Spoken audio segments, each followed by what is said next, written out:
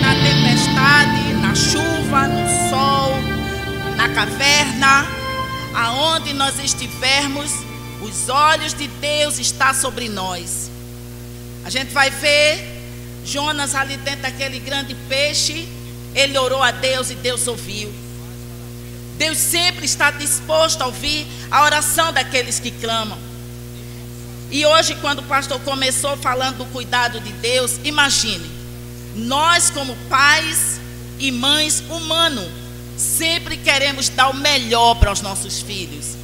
Coisas que a gente não teve, mas a gente quer dar ao nosso filho. A gente quer dar atenção, a gente quer brincar, a gente quer comprar um brinquedo, um presente, uma roupa. Por quê? Porque mãe ama filho, pai ama filho. Agora imagine o amor de Deus quando enviou seu filho. Às vezes a gente vê um amor tão extremado. Às vezes eu estava vendo na televisão uma mãe que acorrentou o seu filho, que era um drogado, para ele não sair na rua e não ser assassinado. Por que você faz isso? Eu tenho medo, doutor, que matem meu filho, por isso que eu deixo ele acorrentado. O amor é tão grande que ela tem medo de perdê-lo para o mundo. Se nós, como seres humanos, amamos nessa proporção, imagine o amor de Deus, como Ele nos ama. E o contexto da palavra vai dizer o seguinte: aonde começou que eu vou pregar? Lá em 2 Reis, nós vamos ver que o povo sempre foi muito idólatra, sempre fez ídolos para si. E aí morre o rei Acasias e o seu filho Joás assume o trono. Mas por trás de Joás existia a sua avó, Atalia, que ela, quando o seu filho Acasias morreu, ela quis usurpar o trono. E ela tirou o direito de todos os outros herdeiros, matou a todos, e ela queria reinar sozinha.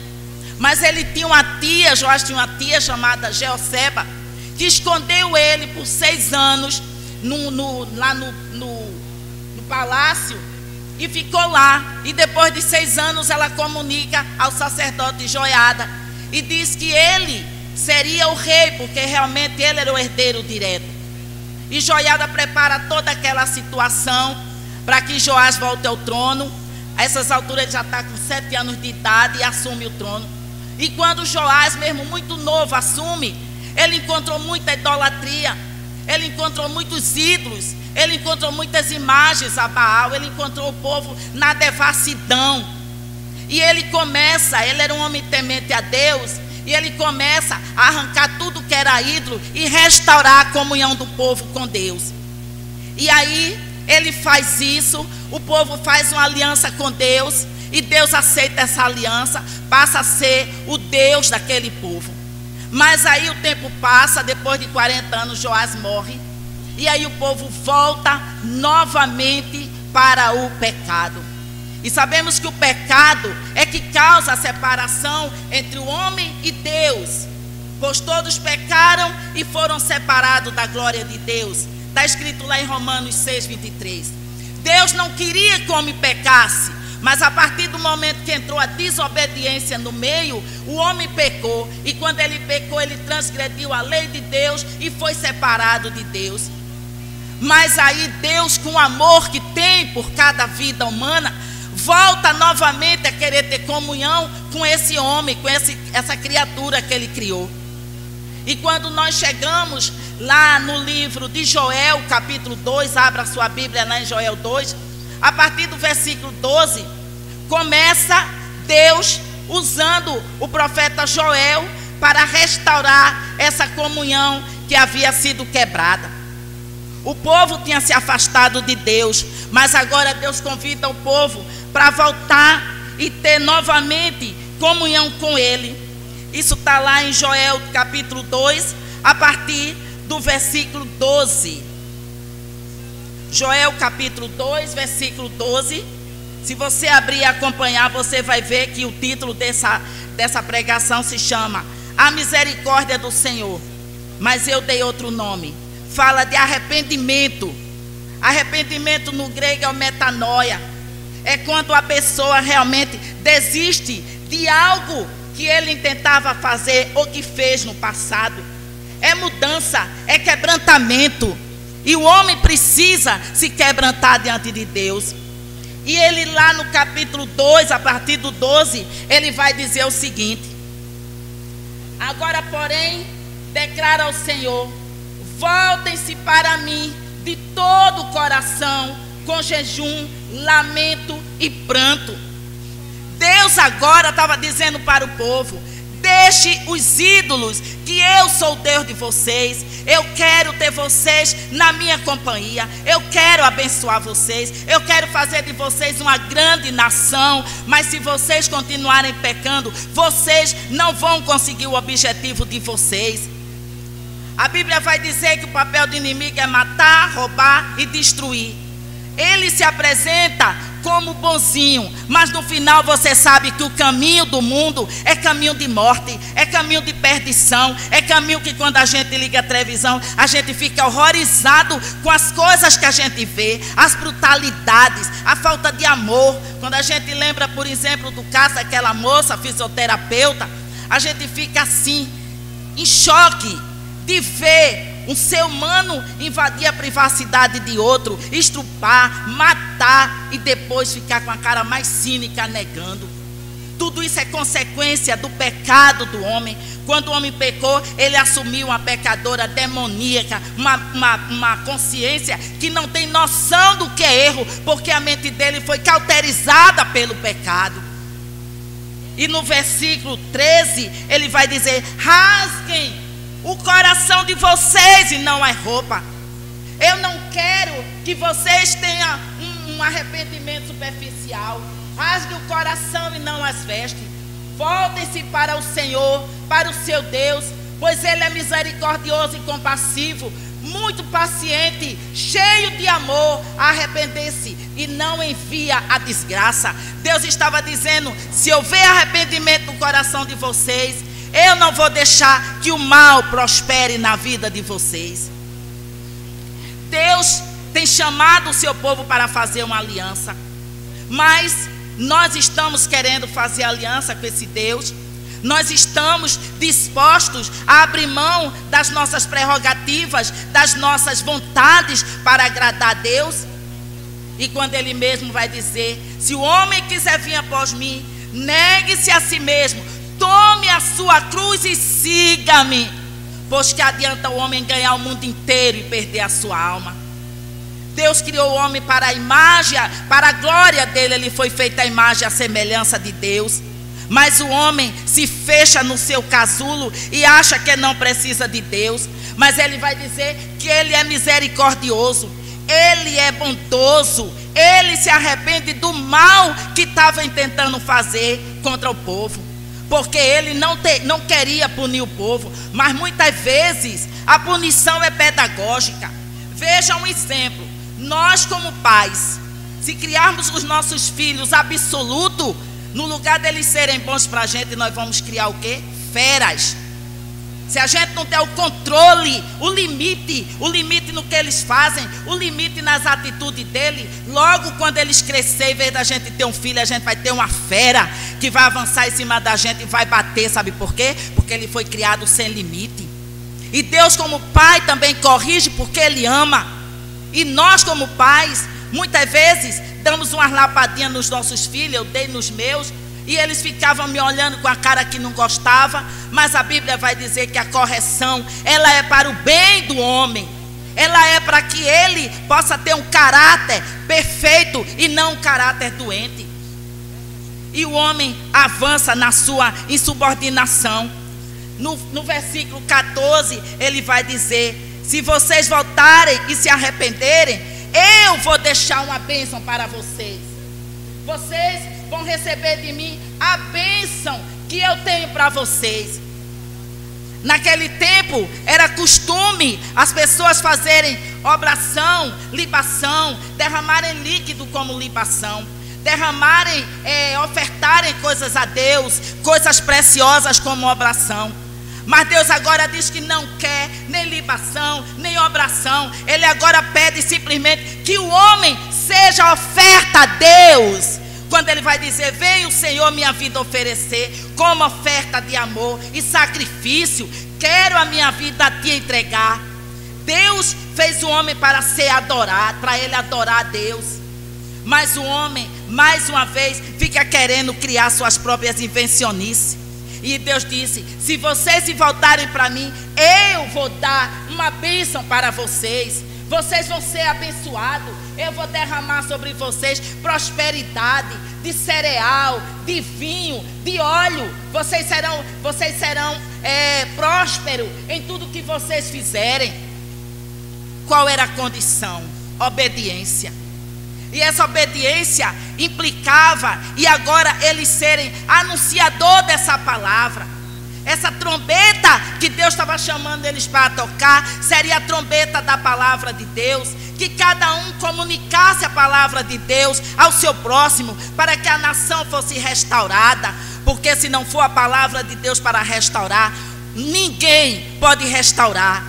Porque não existe outro nome dado entre os homens pelo qual o homem deva ser salvo. Está lá escrito em Atos capítulo 4, versículo 12. O homem tem se afastado de Deus, quer andar pelos seus próprios caminhos, e tudo que ele tem conseguido é somente derrota, fracasso. E aí vem para tentar ainda levar o homem ao flagelo maior, uma tal de baleia azul, aonde pega os jovens para massacrar, pega os jovens para mandar eles se mutilar no próprio corpo, para dizer para ele: você tem que morrer. Quando Deus diz: eu quero que vocês vivam e tenham vida em abundância, Satanás está dizendo: eu quero que você morra. Que lado nós vamos ficar?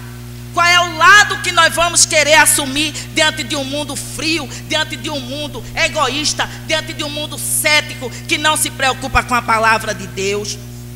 Ele faz essa convocação e ele chama os sacerdotes para reunir o povo numa solenidade. Está lá no versículo 16. O povo é convidado para vir à presença de Deus, chorar, se arrepender, pedir perdão pelos seus pecados. Precisamos fazer isso.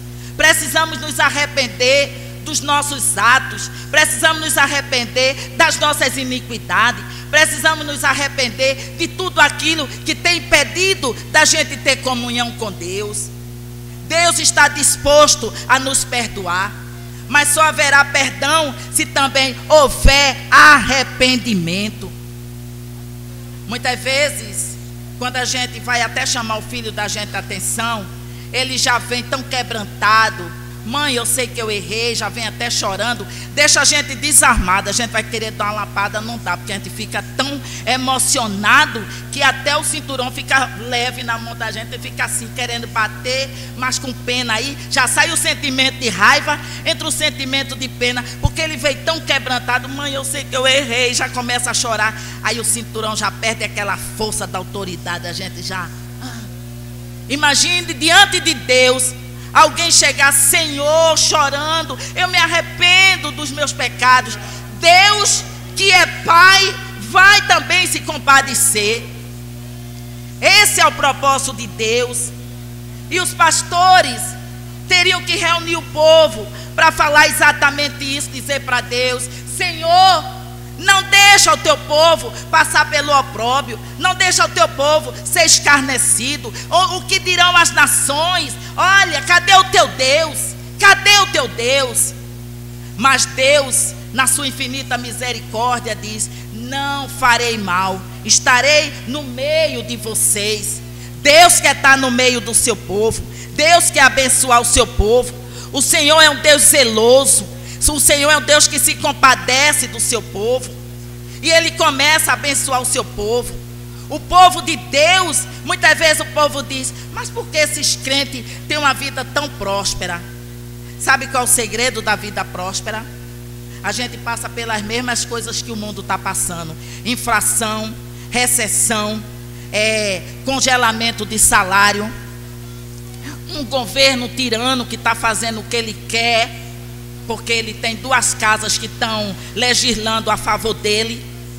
Mas existe acima do Planalto, existe acima do Senado e da Câmara um Deus que continua com seu olhar de misericórdia sobre o seu povo, não deixando que ele fique mendigando pão, não deixando que ele fique jogado na lama, porque Deus é aquele que sustém o seu povo. Esse é o grande segredo. Quando as pessoas perguntam: por que é que vocês têm? Por que vocês é assim? Eu vou contar um segredo para você: é Cristo. Nós não somos melhores do que ninguém, mas obediência gera vida, rebeldia gera morte. E ele vai dizer em Deuteronômio: escolhei, pois, a vida, escolhei, pois, obedecer para que vivas. Deus tem chamado a gente para obediência. Deus quer abençoar o povo. E no versículo 20 ele vai dizer que já estava anunciado a invasão do reino assírio, o reino do norte. Eles iam entrar para matar todo mundo dentro de Judá. Mas a partir do momento que o povo se arrependeu, Deus repreendeu aquele exército e disse: vou jogar para bem longe, vou jogar para longe de vocês. Eles vão para o mar oriental, para o lado do Mar Morto, vou jogar para o mar ocidental, para o Mediterrâneo, mas eles não virão aqui para prejudicar vocês. Deus é um Deus que transmite graça. Ele quer ver o seu povo feliz. E eles começam a dizer o resultado dessa obediência. Ele vai dizer: os campos de vocês que estavam secos vão se tornar verdes, vai ter pasto para o boi, vai ter uma agricultura farta, vocês serão prósperos na vida de vocês.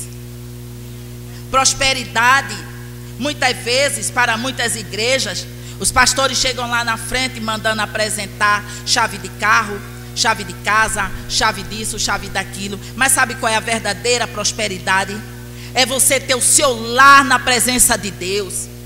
É você saber que as portas do inferno não vai prevalecer contra a sua casa, que o grupo de extermínio não vai alcançar o seu filho, que o homem que dirige embriagado, que anda feito um louco, não vai bater no seu carro, porque Deus está do seu lado, com anjo acampado ao seu redor. Essa é a grande diferença entre o ímpio e o que serve a Deus. Ele é guardado por Deus. E muitas vezes as pessoas chamam isso de sorte, mas o nome disso não é sorte, é livramento. Deus é Deus que dá livramento. Deus é Deus que cuida. Deus é Deus que entra na situação do crente, situação que parece às vezes impossível de ser vencida.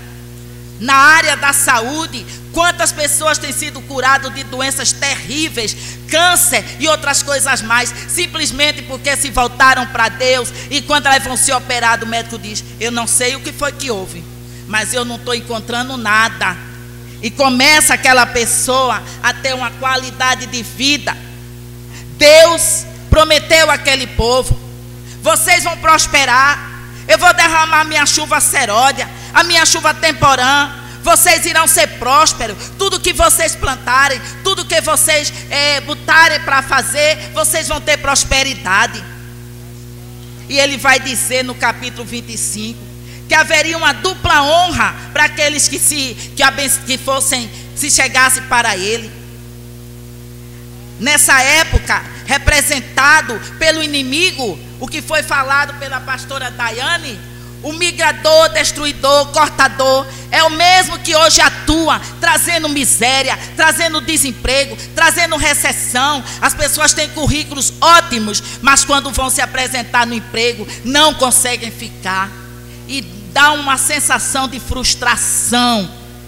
E muitos não aguentam isso, se suicidam. Outros acabam entrando no mundo da marginalidade, porque se sentem injustiçados pela sociedade.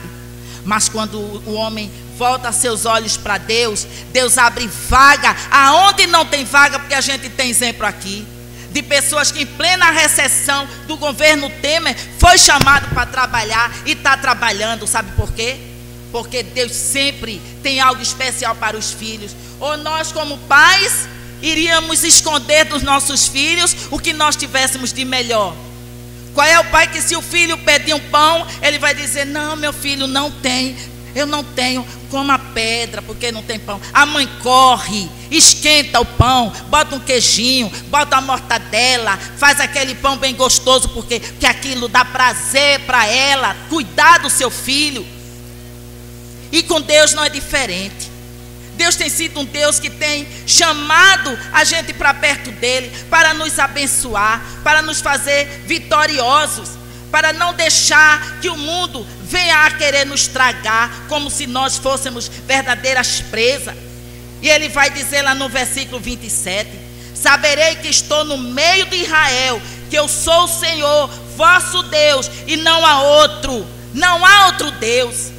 O mundo tem procurado nas filosofias vãs, o mundo tem procurado nos livros de autoajuda buscar o preenchimento da sua necessidade. Mas o homem tem um vazio existencial dentro de si que só cabe exatamente à palavra de Deus.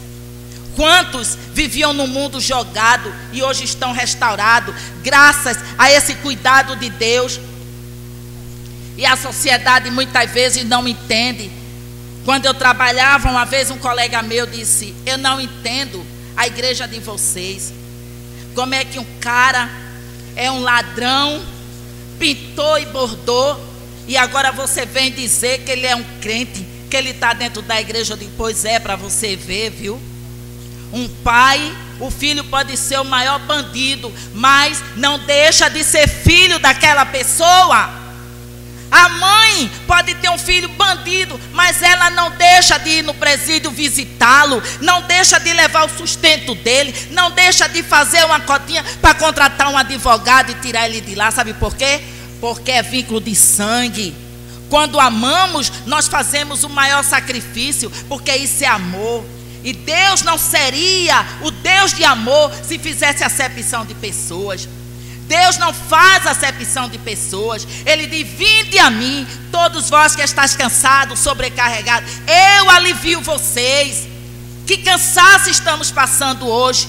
A inflação, o desemprego, a lei da aposentadoria que está para mudar, tudo isso tira o sono das pessoas, tudo isso traz aflição ao coração das pessoas.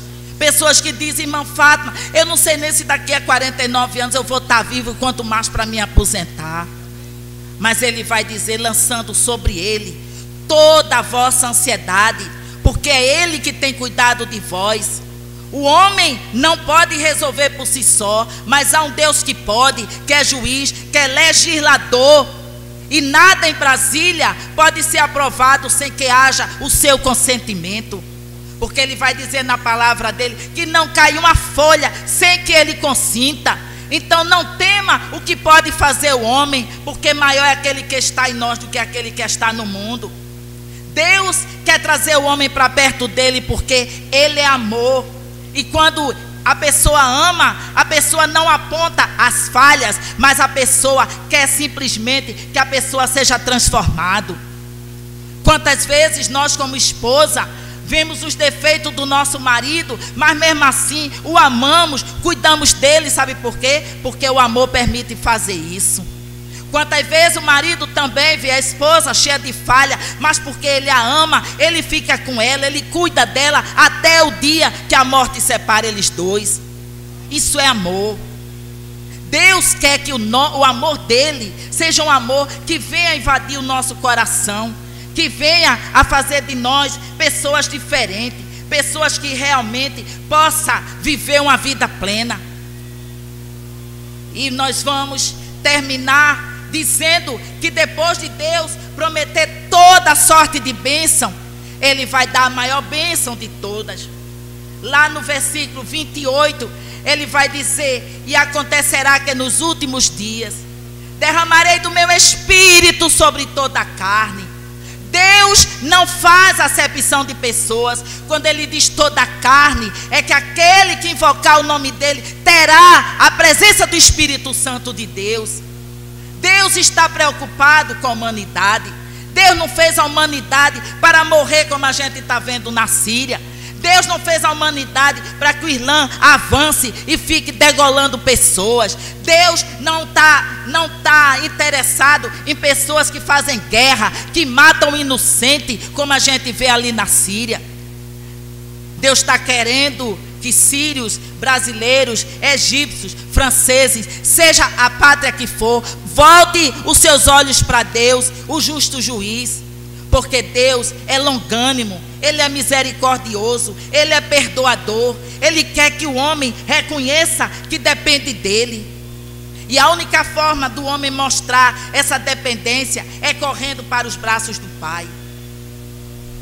Se você hoje entrou aqui carente dos braços do Pai, saiba que Deus está de braços abertos te esperando. Deus não tem interesse de te jogar na rua, de te rejeitar, de te abandonar.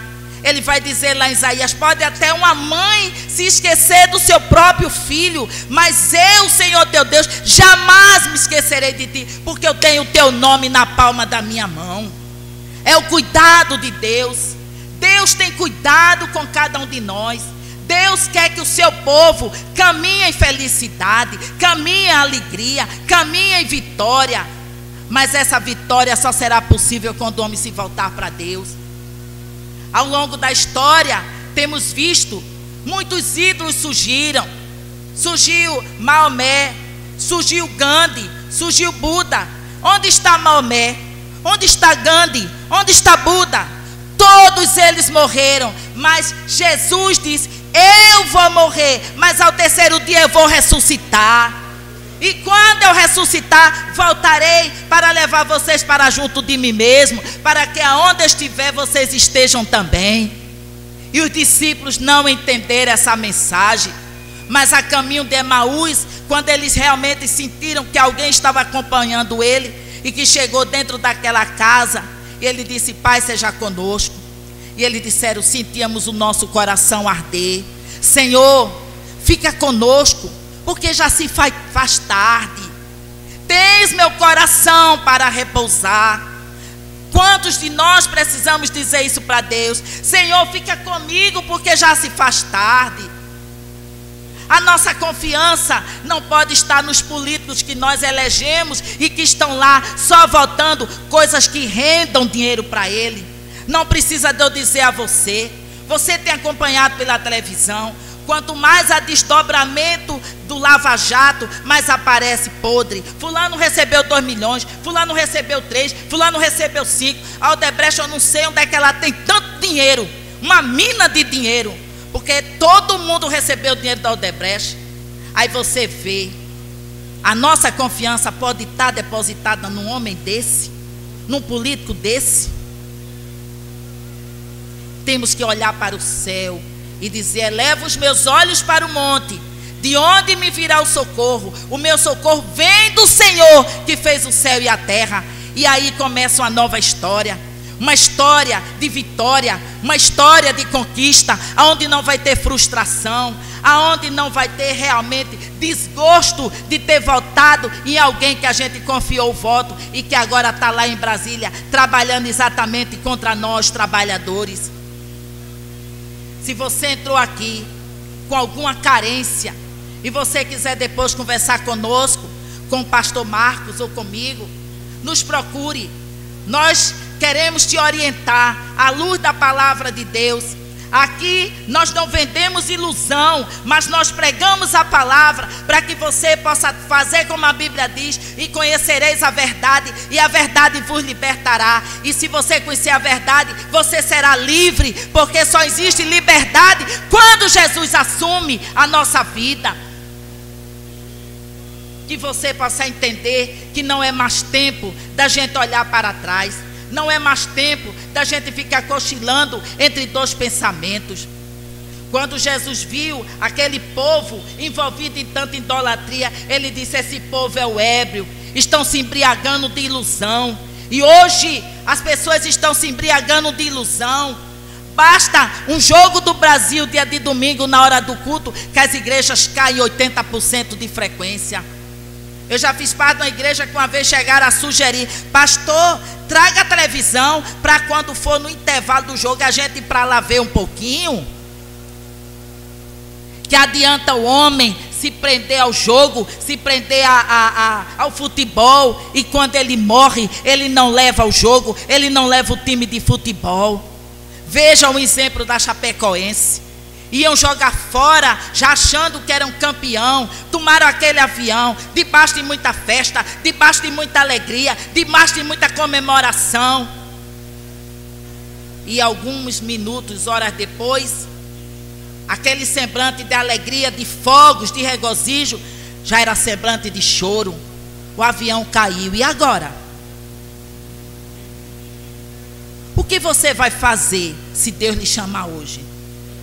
O que você vai fazer? Como você vai comparecer diante de Deus e dizer: nunca me falaram de Cristo, nunca disseram que a tua palavra salva, que a tua palavra leva para o céu? Mas nós estamos aqui como igreja para te dizer que Ele é a solução. Que você não se prenda às coisas humanas, que você não seja um ébrio das ilusões, porque o mundo é de ilusão. O mundo é passageiro e com ele passa tudo. O homem se prende às coisas humanas, mas ele vai dizer que as coisas humanas ficam aqui nessa esfera, mas as coisas espirituais são eternas, são eternas. Ainda que o homem interior venha se corromper, o homem exterior se renova pela leve e momentânea tribulação, porque para nós se apresenta um peso eterno de glória, não olhando nós para as coisas que se veem, mas para as que não se veem, porque as que se veem são temporais, mas as que não se veem são eternas. Devemos olhar pelo olhar eterno, porque a nossa pátria não é aqui. Deus disse que aqui a gente iria passar só uma chuva. Ele disse: você é forasteiro e peregrino, mas a tua pátria é o céu, e é lá que Ele quer levar todos aqueles que o confessarem e reconhecerem que Ele é Senhor. Que você não saia daqui sem ter um encontro com Deus, que você não rejeite essa palavra, que você possa se lembrar que essa palavra não é de irmã Fátima. Quem é irmã Fátima? Melhor do que você em quê? Em nada. Uma pecadora que um dia também vivia no mundo e um dia foi alcançado por essa graça de Deus. Eu não sou melhor, eu fui alcançada. E Deus olhou para mim pela sua misericórdia e disse: vou tirar desse lago de enxofre, vou tirar desse lamaçal de pecado, e me trouxe para a sua maravilhosa luz.